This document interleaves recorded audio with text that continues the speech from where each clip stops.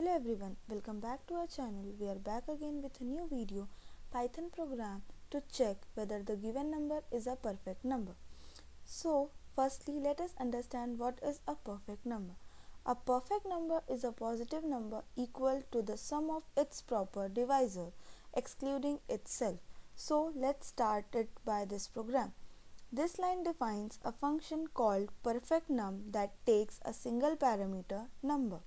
Now, this line is the logic of the function and returns true or false based on whether number is a perfect number.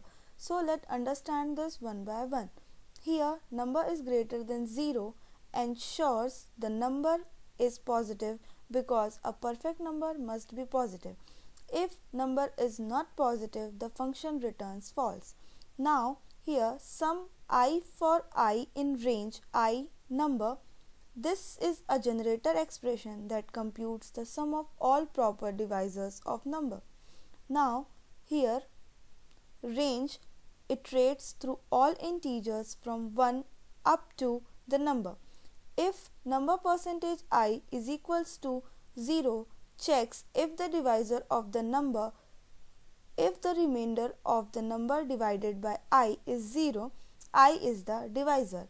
Now, sum adds up all the divisors found in the generator.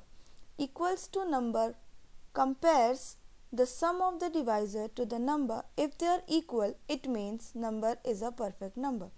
Here, number is greater than 0 and combines the positivity check with the condition for being a perfect number using the logical AND. Now, both the condition must be true for the function to return true.